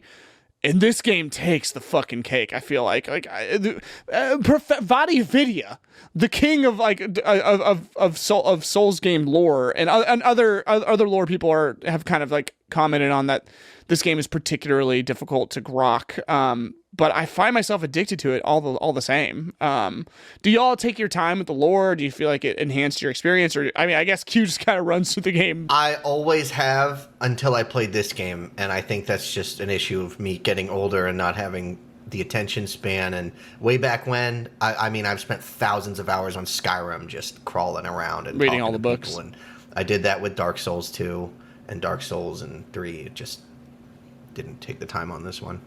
Yeah, I mean, that's fair. I mean, it's an investment. Which is no fault of the game. There was nothing uninteresting about it, or the game. There was nothing in the game that made me change the way I approached it. It was just the way I live my life now is different than it was before. So I just didn't dig in as much. We're old and decrepit. We don't have time. Yes. Yeah. I poured over it like a lunatic. Like, you can ask my girlfriend. Like, she was just like, "Oh, I guess we're in a relationship with Elden Ring now." Yeah, like a Dan Brown novel. Like you're like searching for the Illuminati, putting symbols together. But I mean, like, I was going so far as to like finding out like what, like, because mistranslations have always been a thing. Like there's there's like another one, like the localization team, just they should probably get a reprimand, because there was a Sekiro reference that was cut. Oh, Just by the localization team. So like, if you fought to get the Rivers of Blood, if you did that duel to get the Rivers of Blood katana, there's if you get Okina's mask in Japanese, it basically says that he's from Ashina, which is in Sekiro. Yeah, but that didn't make it into the English version. Huh. Crazy. I did not know that. So Rob, do you? Yeah. So it sounds like Zach and I are obsessed with the lore. I still don't understand it. I just watch it. I watch the videos and just information washes over me and it feels pleasant, but then I don't remember. I don't grok any of it. Do you pay attention to the lore in these games, or do you kind of like? Very rarely. I have with some of the older Souls games, like watched videos, but it's the same deal for me. It just washes over me. I am a person, though, who really likes mystery. Marie, if you remember, like when you were a kid, that book Where the Wild Things Are, Maurice Sendak wrote that.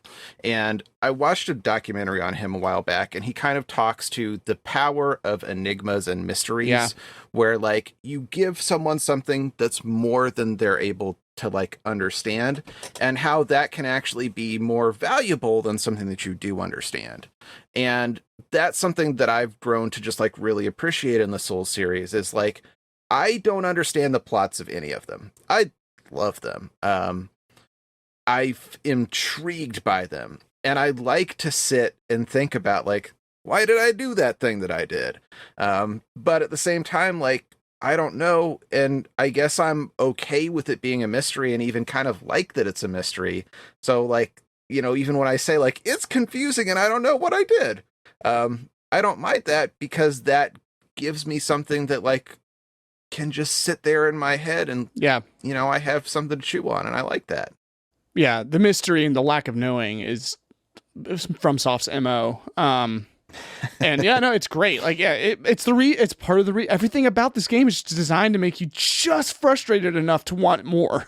The lore, the exploration, the combat, everything is just like, I just need a little more, and then I'll be satisfied. Then I'll be okay. And they keep you in it. I do want to do a shout out for the unmitigated courage, the balls of this game, I guess. So there is a character that you may or may not remember, named the Dung Eater, which is just, first of all, okay, I have a whole thing. Okay, so it had to either be, so I'm sure there's like a writing team for this game. It had to either be George R.R. Martin, you know that was George's creation. It had to be. Or maybe Miyazaki himself, because no other writer... Can you imagine a writer approaching Miyazaki and be like, you know, sir, like, we put a pot of coffee on last night and burned the midnight oil, and we think we came up with a great character. Okay, sit. Are you ready? Sit down for this. His whole thing is he eats Dookie.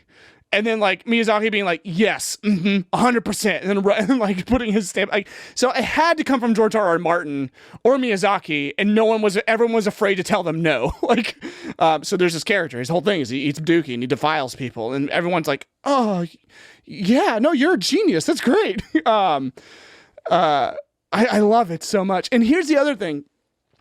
So I feel like if most games had a weird concept character like that, they would hide. They would hide their hand a little bit, right? Like, maybe you've been playing the game for like 15 hours or so, and it's like, okay, look, player, Alan, in my case, player, look, we're gonna bring you a weird character now, okay? Like, you know the game, you know we're a good game, you trust us.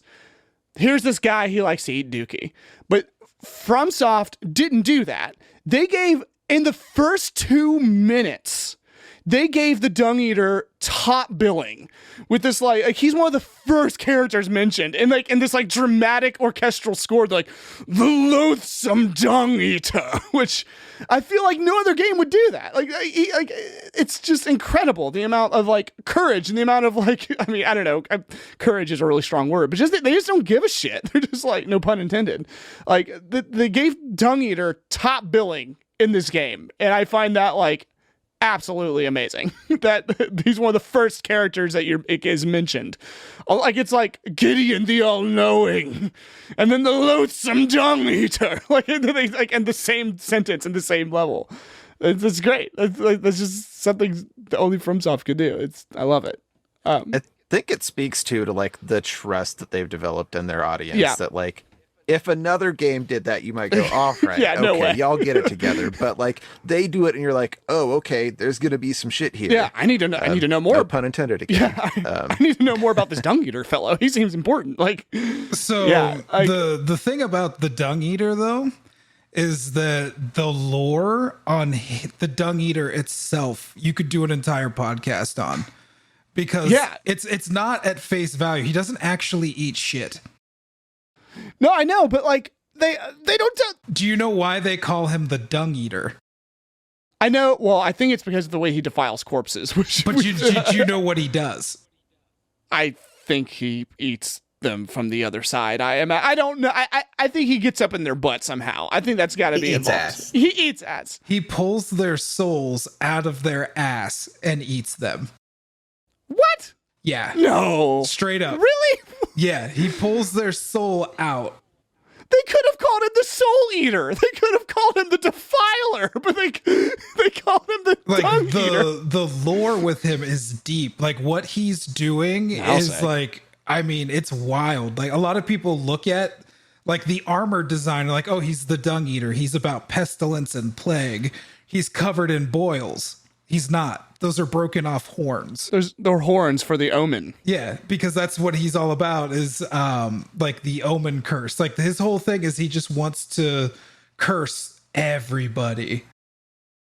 Yeah, and it's incredible that they hide this like super deep esoteric lore behind a character called the Dung Eater. Yeah, like Rob was saying, like they've developed such a trust with their audience that's like, all right, you take me wherever you want. You take me to Dung Eater land. That's great. I'm on board.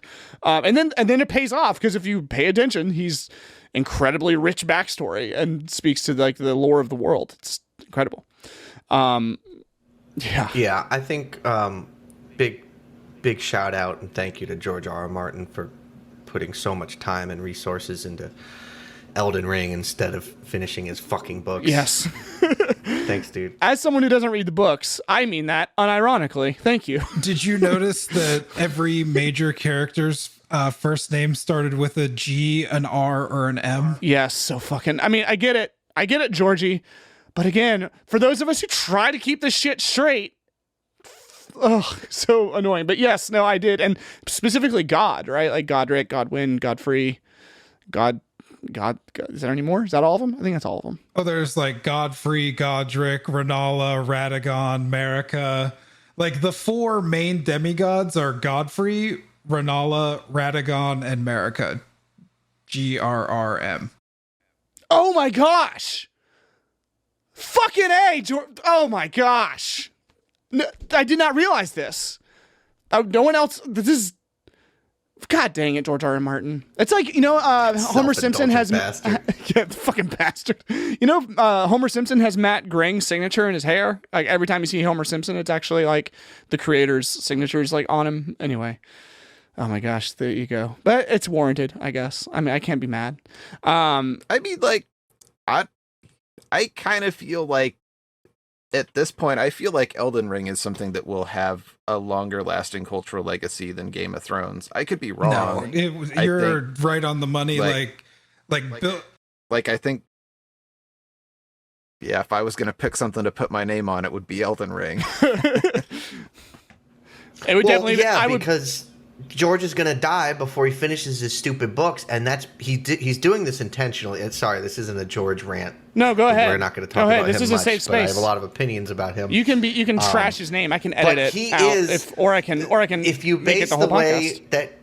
The way that he writes his books and the way his mind works, he is so enveloped in his own fantasy that he truly views himself as the ultimate arch villain, and his readers and his fans are his victims and the pestilent flotsam in the world. And he is specifically not finishing his books to punish us and torture us, and he's spending every resource doing everything else that he possibly can because he's getting some sick satisfaction out of it.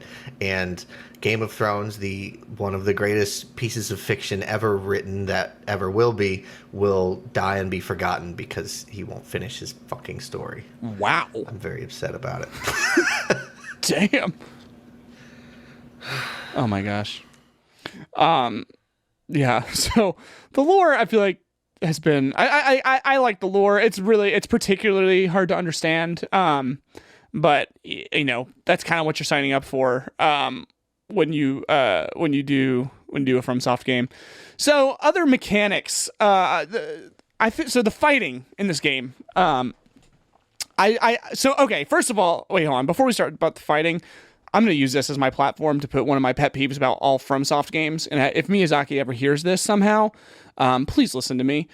I very strongly believe, and I feel like I'm sure people talk about it and I just haven't watched the right videos or read the right articles. FromSoft needs to stop putting platforming in their fucking games. I hate because they are not difficult in the way that like a good Mario game is difficult. They are just annoying. I have this headcanon that Miyazaki has actually been trying to make the perfect platformer his whole life, but he keeps accidentally making the best action adventure games. So like every time like a game comes out, he's like, he gets his assistant comes out and be like, "Sir, it's a huge hit. We'd love it." And he's like, "Do they like the platforming? Is the platforming good? Do they love it? Like I'm just trying to make a good I'm trying to be the next Mario." And the assistant is like, "Yeah, they love the platforming, sir. That's what everyone's talking about." And he's like, "Oh, good. Then I'm not going to stop putting it in."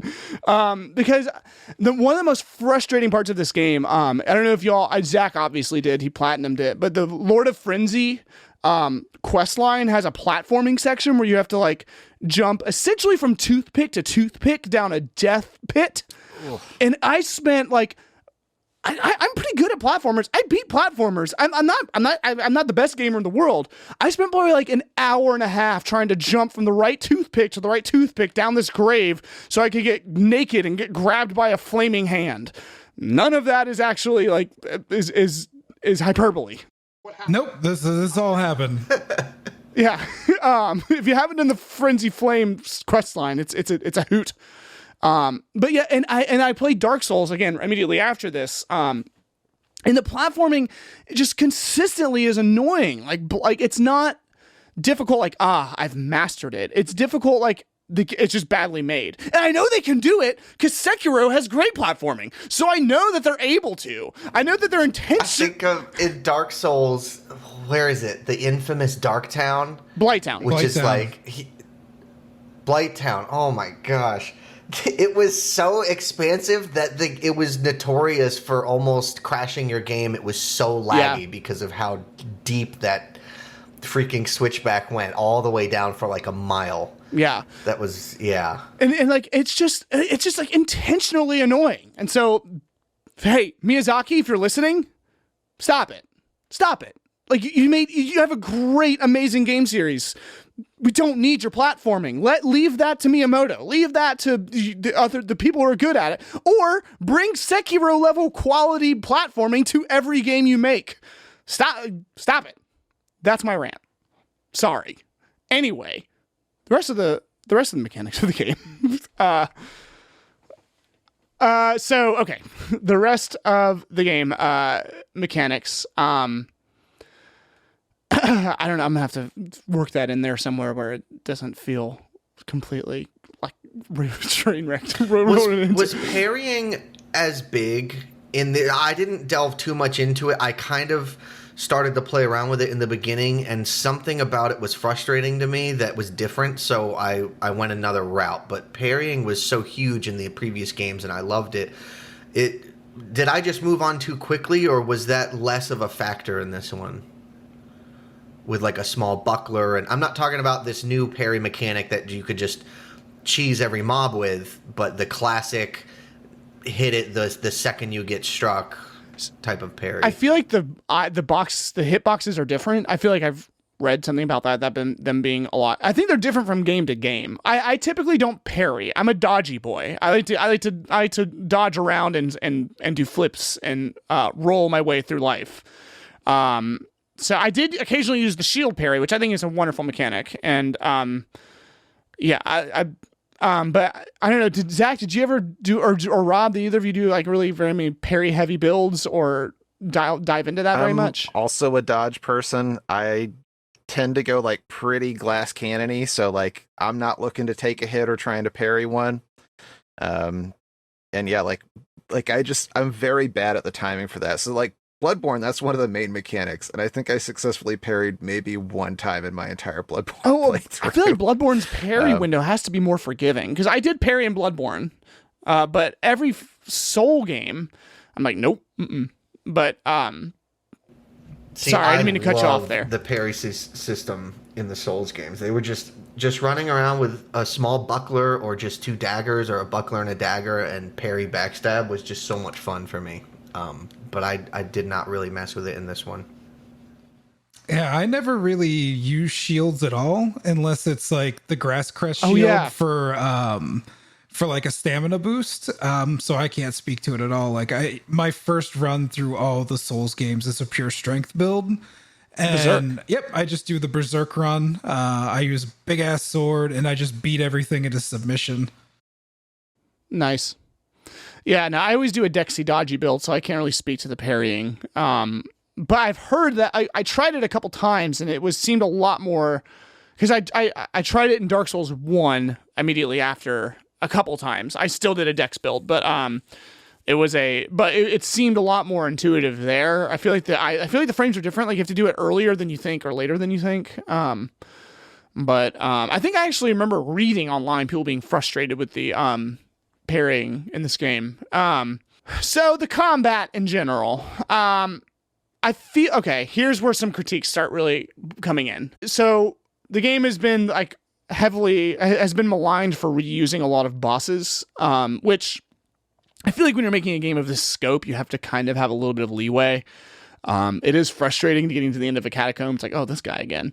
But one thing that I do think is pretty annoying is when they do these duo boss fights with two bosses that have not been made to be duo fought together. Like Fromsoft really has generally perfected doing duo boss fights. Like obviously Ornstein and Smush is like the classic one, but every game has them. The dual gargoyles, the man eaters. Smush? Smaug. Yeah, Smock. Yeah, that's what I said. Every game has them, and they're clearly designed to where like one's fast, one's slow. One does AoE, one gets in your face. One does what like there's this give. One flies, one's on the ground. Like there's these give and take of like they are custom made to be dual boss fights. And in this one, like I remember fighting the Crucible Knight and the Misbegotten and Kaled, and it's like these two are clearly not made to be fought with each other. Like these two are like clearly like their moveset do not complement each other. They're just annoying. Yeah, or those stupid dungeon cats when they started doubling and tripling them up. They're definitely dogs. Basically the same. But yeah, they say watchdog in the title. My cat looks just like one of them though.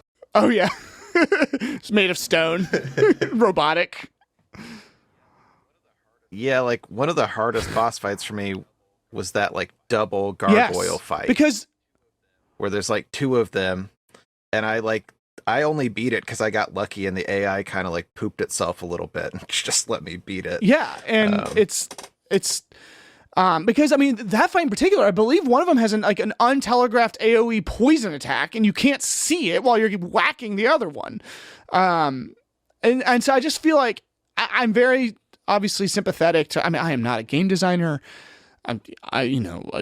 I'm not. I think people who critique games or critique art in general just need to, you know, understand how difficult it is. But coming from the Fromsoft tradition of having these expertly crafted dual boss fights where like you feel so awesome because you're taking on two of these like difficult but fair fights, to coming to this where it's like, I don't know, just throw two of these, I just throw two of them in there and see what happens. Like, and like, yeah. Or like, did you guys fight the triple crystal boss? Like with the three, I mean, obviously probably Zach did, but did you guys get to the cave where there's three of the skinny crystal dudes? And infuriating. Yeah. So I feel like they kind of dropped the ball there a little bit. I don't mind them recycling bosses just because of the scope of the content, but when it kind of gets to feel at some point like I don't know, what are we going to put in this dungeon? It's at the end and it's hard and we're out of new bosses. I don't know, just put two bosses in there that were just, fuck it. Like, it's kind of what it feels like sometimes. But I mean, again, small qualm because I mean, generally the boss fights here are generally fun, by and large. I would say like for me though, I'm trying to think like where did I really struggle? And I think the biggest roadblock for me was when you fight the two gargoyles by the waterfall. Like, yeah, that's what Rob was talking about, yeah, I believe. Like that was probably the hardest thing for me to do. Other than that, I thought most of the bosses were pretty balanced, especially like I know a lot of people were talking about like struggling with like the Godskin duo, and I was just like, it really wasn't that bad. Yeah. Man, well, we can't all just be golden gods like you, Zach. You're so good. But yeah, but that does speak to that. Some people probably didn't have too hard of a time. I mean, the game makes it possible for people who aren't super great at them to get through, but like, you know, I think it appeals to like every skill level, which is nice. I think that's why it's, I just would love such a great streaming game is that everybody's adventure is completely different. Yeah, it is. So another aspect about the boss thing that maybe it's just me being nitpicky again. I mean, we're trying, you know, I'm trying to emphasize with the good and the bad, the things I love, things I didn't love. Again, going from that game to Dark Souls 1 immediately, the timing of the bosses in the boss like move, I feel like they had to do this because they realized people were just getting their games and they're getting better and better at them, so they have to keep essentially upping the ante. But so many bosses in this game have just combos that don't quit forever, but that's fine. I can deal with that. I can dodge. I can learn to like. I can step away, kind of wait for my moment to jump in. Like that part didn't bother me as much.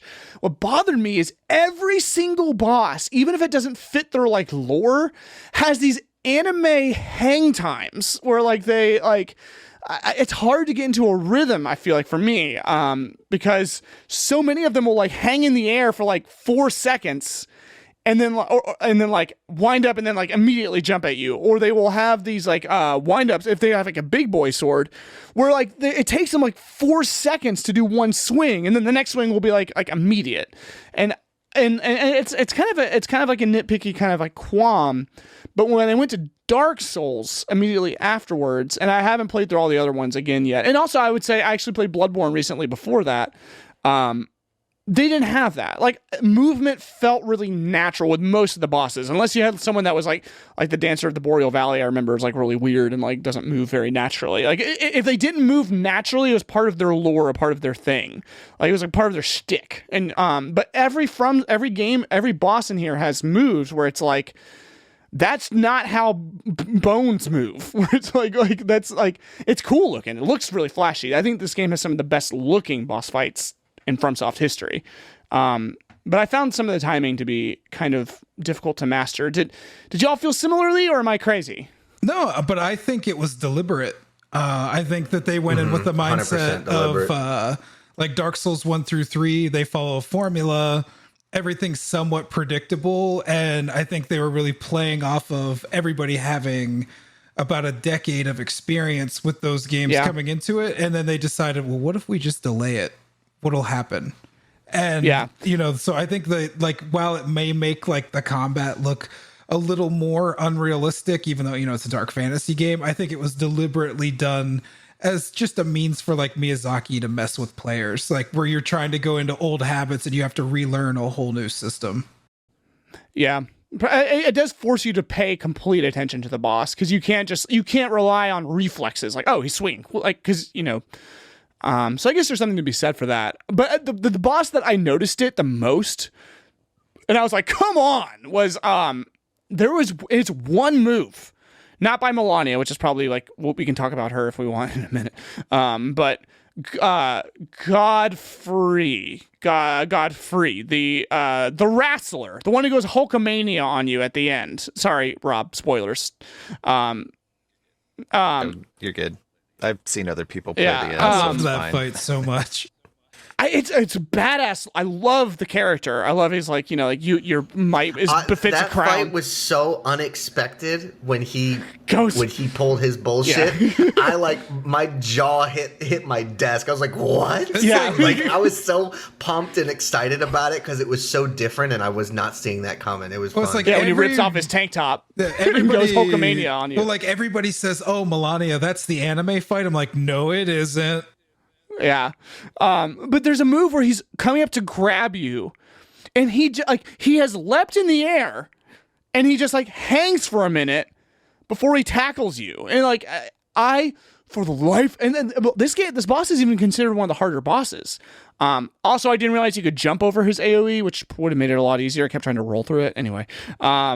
And it's like, that's because the fight felt so grounded, except for that one move where he does like an anime hang time before he dive bombs you. And I mean, other people probably did not have trouble with that move. It's probably just me. But nothing induced game. That and the platforming were the two things that induced full on gamer rage in me. Where I had to okay, don't throw your controller.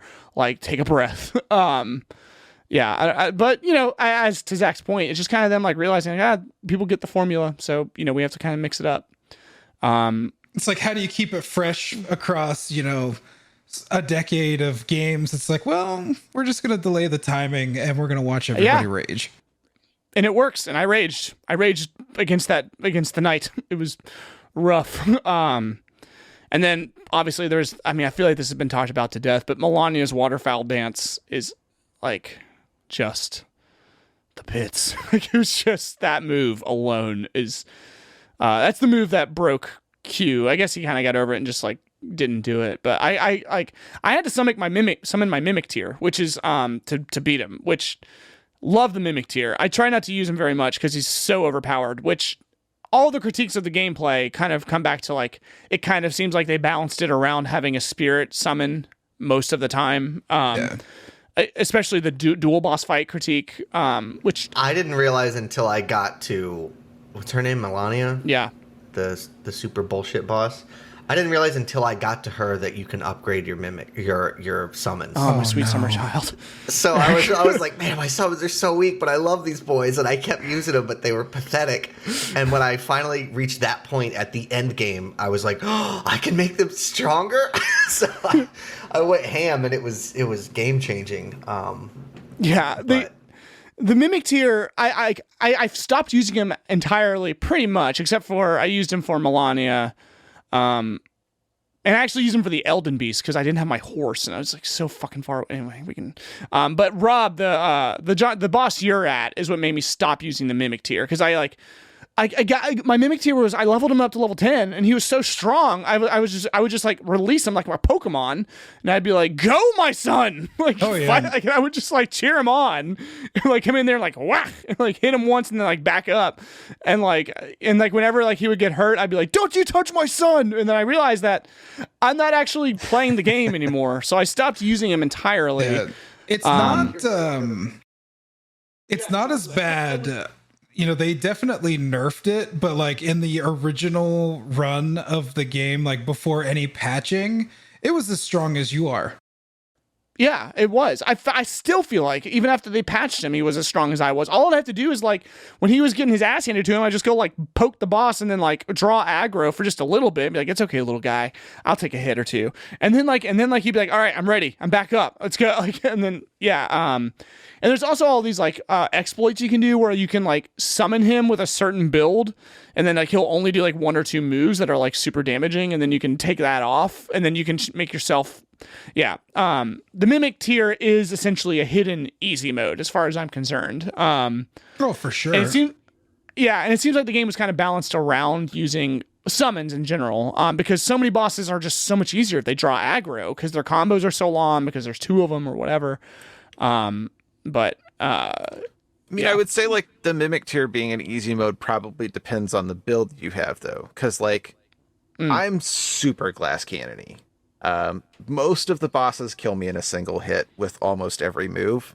Wow. So like the Mimic tier, not a great play for me. The Great Shield Soldiers have been my like go-to because I just need someone who can tank as much damage as possible and distract for as long as possible so that they're not hitting at me. Yeah. So your Mimic tier would just die like as quick as you would. Same. Yeah. Now, I didn't get the Mimic till the end of the game when I realized I can upgrade my summons.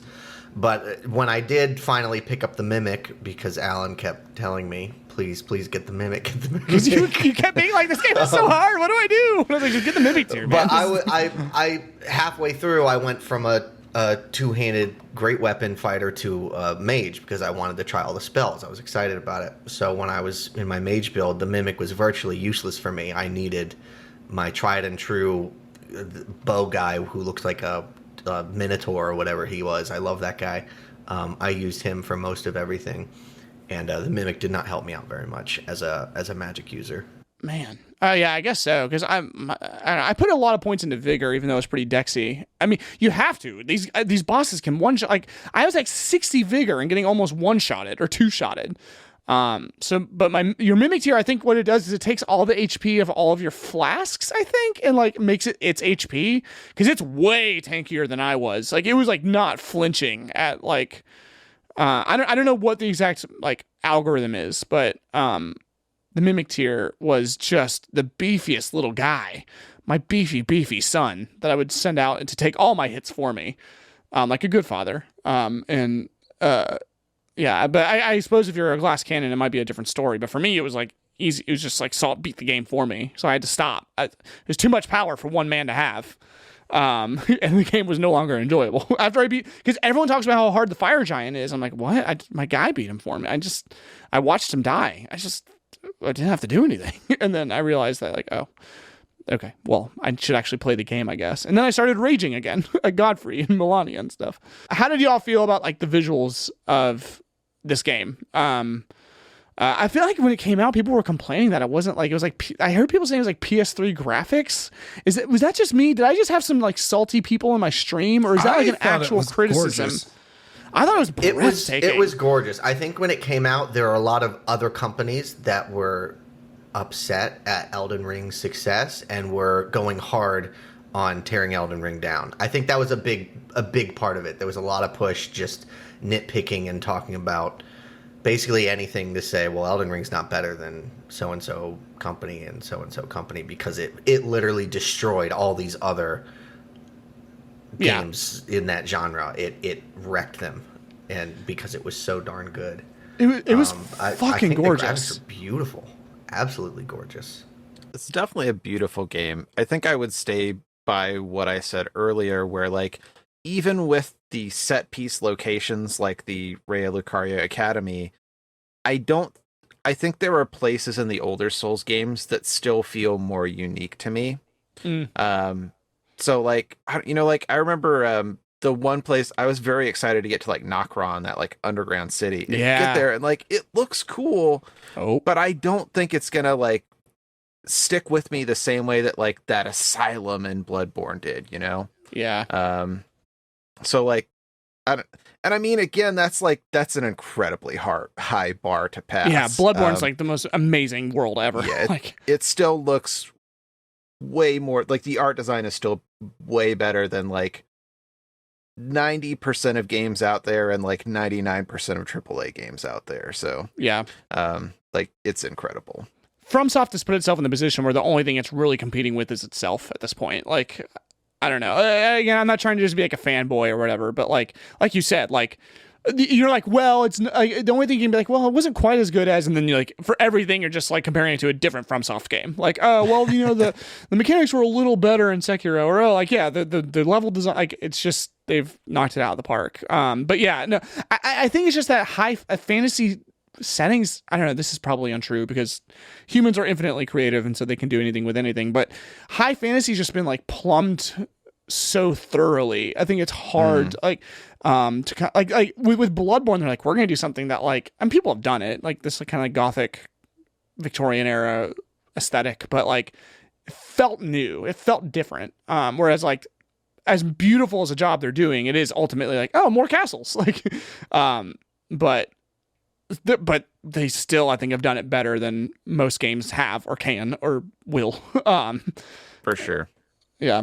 Zach, any thoughts on the visuals or on the aesthetics? Yeah, I really like the color palette that they used across the game. Like I think Dark Souls 1 through 3 are all like, they're pretty in their own way, but it was all very gray with little pops of color. Whereas like Elden Ring, there's so many different biomes.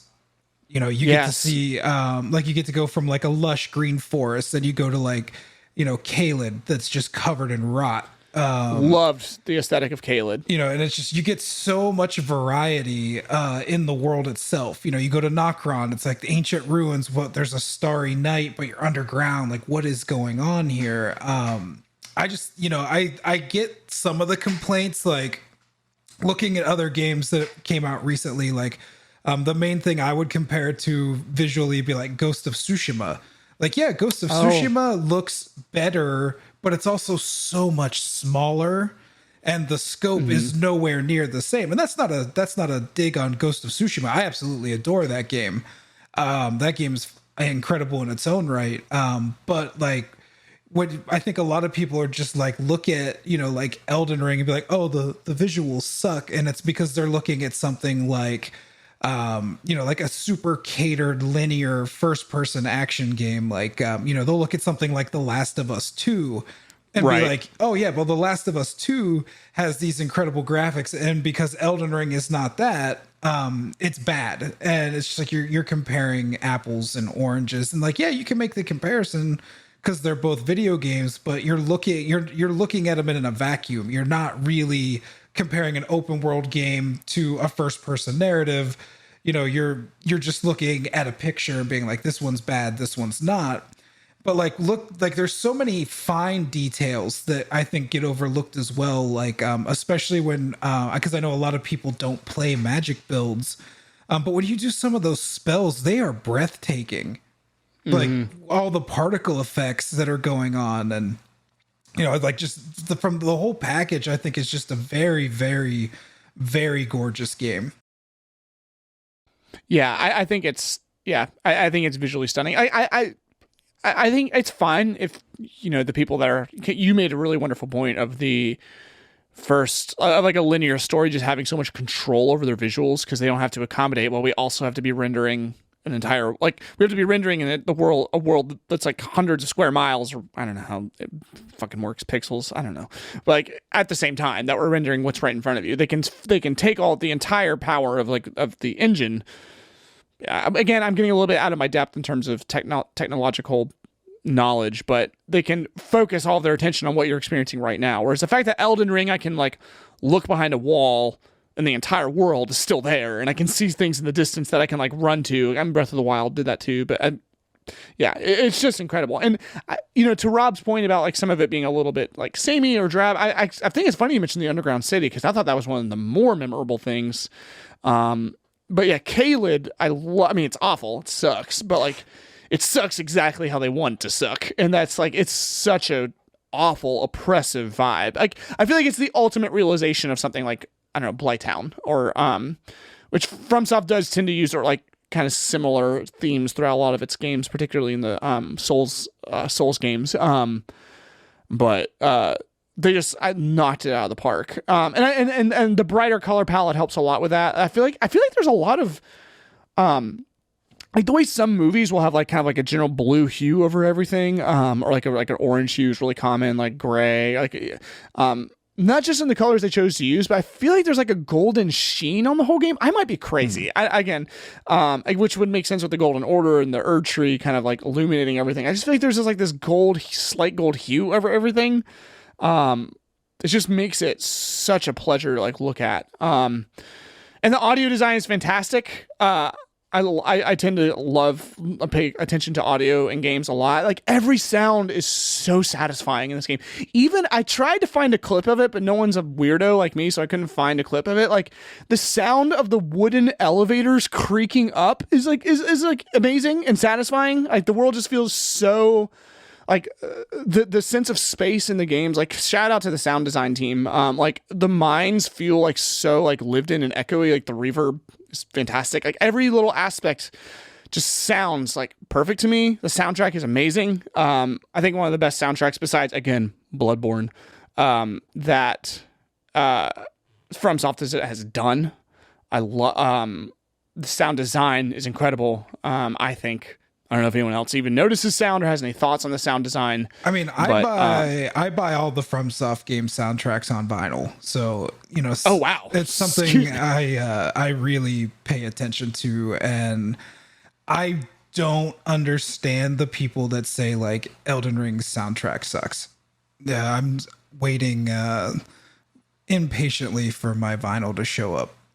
For have they already sold it? Like, is it already available? It went up for pre-order around the time the game came out. I don't know that you can still pre-order it, but I think it's supposed to come out either at the end of July or August. It just says like with vinyl, you know, they always give you like, oh yeah, it'll come out like summer 2022 or fall 2022.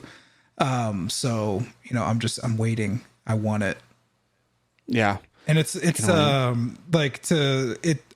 pulled up the details on it. It's limited to 69,900 or 69,099 copies, and it is 8 LPs.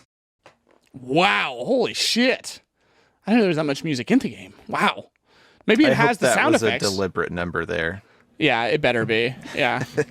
Nice. If George R. R. Martin's involved, it probably was. He's like, I'm only on board if we make 69,000 copies of everything. Yeah, it was. So long story short, this game is. I feel like the hype is absolutely deserved. I love it. I don't think it's perfect. I mean, there's a few issues with it, but I think it's going to earn its place in history as one of the best games ever made. Like kind of like Rob said, like I think it has. Yeah, I feel like it's already there. I don't think there's any really much discussion. Like I think it's done. I think it's cemented its place. I think it's only going to age better. We'll see. I mean, some games start off really, really beloved and then end up like, less so. But with Elden Ring, it was like within the first 3 weeks, it sold 13 million copies across all platforms. And yeah, Dark Souls 3 didn't even sell that many copies in like 6 years. It's wild. How many people that didn't even play these games were like, yeah, there's just something there. Like Elden Ring outsold Call of Duty. Incredible. I think it's well earned. I think. Yeah, I mean, there's issues, there's qualms. It's not a perfect game. Perfect anything doesn't really exist, but I think it's absolutely earned its title as one of the greatest of all time, a GOAT. Yeah, it's creating a cultural phenomenon. I think it's going to live on as one of the greatest games of all time. I think it's earned it. There's rumors that there's like a movie or TV show that's going to be put into production. I don't know how founded they are, but there was just immediate talk Namco Bandai wants to expand on Elden Ring, and they didn't really elaborate any further. But it was speculated hey, there's something here. Even non-gamers or hardcore gamers are latching onto this. There's something about this that people like, and I think it's going to be something that's around for a very long time. like shortly after it came out, I was talking with someone about it at work, and it's just like someone like popped their head around the corner, was like, "Y'all talking about Elden Ring?" Like it's just like everybody like it's like it just so pervasive. I feel like the last time something like this happened was like, I don't know, Mario Odyssey or not, yeah, Super Mario Odyssey or like Breath of the Wild. Like and even then, maybe not to this degree. Or Animal Crossing actually kind of had that effect, but that was kind of fueled by pandemic. Here's the quote from Yasuo Miyakawa, who's the president and CEO of Bandai Namco, and it goes, "Much effort was placed into creating Elden Ring so that we could exceed the expectations of our fans worldwide. In like manner, we will continue our efforts in expanding the brand beyond the game itself and into everyone's daily life." Whoa, that's actually ominous. I feel like that's actually a little scary. Just give me a DLC, Bandai. I don't need you to like take over my life. Just a DLC will do just fine. But yeah, that's really exciting. Me, like, I don't know if I'd want to see like a TV show or a movie. It's not impossible that you turn that into something good, but I feel like I don't know if that would capture what I love about it, you know? Like, I don't think the format works for a movie or TV show. Like, the closest thing we could have to compare it to would be like Live, Die, Repeat with Tom Cruise. But like, Edge of Tomorrow, you mean? Is it? Yeah, I mean, didn't they rebrand it? Like, the manga that it was based off was called Live, Die, Repeat. And I didn't know it was based off of a manga. I think they rebranded the movie because people didn't get it. Gotcha. But I'm not 100% sure on that. But it's like the closest thing that, you know, I can think of. Or what was the Happy Death Day to You or whatever. Happy Death Day, whatever that. It was like Groundhog Day, but a girl dies. So there's been attempts to do like the main character dies and comes back. But I don't think that would really work in like the fantasy format without like putting like a comedic twist on it. Like, I don't think I've ever seen it done super, super seriously. ReZero is an anime that does that. Like, that was its whole hook, is that it's like an isekai, but every time that the guy dies, he comes back to where he like spawned into the world. I think to do it, they would have to just focus on the lore. Like, what you would get is you would get like a movie or a TV series about like America and about the Golden Order and about like the betrayal and stuff. I think that's the direction they'd have to take it. Is just they'd have to plumb the depths of like plumb G.R.R. Martin's depths and use the lore less so than the actual like game. But I mean, I'm down for it. I'll consume it. I don't care. Like, if it has Miyazaki's name on it at this point, like, I'm on board to at least try it. Like, one thing I think I could see them doing is when it came to the world building, like George R.R. Martin, he basically wrote the backstory for the game. Everything like pre-shattering of the world, he wrote like a really rich, detailed backstory. I could see like maybe, you know, cleaning that up and releasing it as like a prequel like book or just like an expanded like encyclopedia of the world. But then I wonder, like a Silmarillion. Yeah, like, but does that hurt the final product because then you know too much? Because I believe I read something that was like Miyazaki was given like this backstory and he's like, all right, now how can we make this dark and messed up? And that's where like a lot of the George game did not from. give us something fucked up enough. How fucked up do you have to be? Like, George R.R. Martin, this is too PG. We need to take it darker. Yeah, no, I'm down for whatever they do. I mean, like, FromSoft is basically king right now. They can do whatever they want. I think. Definitely. I believe they were hoping to sell 3 million copies lifetime, and they sold 13.5 million copies in 3 weeks. Incredible. And those were the most recent sales figures I could find that were from reliable sources. Yeah, it was just amazing. So I think it's a GOAT. I think it's a greatest of all time. I mean, it's very recent, so you know we'll see how history looks upon it. But I think it does it. I think it deserves the hype and deserves the title of a GOAT. So I think that'll about do it for our discussion of Elden Ring. Thank you for listening, listener, baby listener. So you can. The premise of the show is that you can watch our Twitch channels and watch us play the very next game that we're going to talk about on the show. It'll be up to the discretion of each individual streamer on if they choose to stream that game or how often or how much or if they do the whole thing or not, but you should be able to see us playing it and forming our opinions in real time. So to catch that, you can follow me. My name is Alan Newton. I go by Figgy-O on Twitch, Figgy_O. I'm joined today again by Rob. Rob, Super Captain Rob on Twitch. Quentin. Yeah, Quentin. You can find me on Twitch or YouTube as Rat Parade. I believe there's an underscore in there. And But not where you think. yeah. Yeah. And Zach. Yep, that's Zach. You can find me on Twitch under Zach Attacks Games.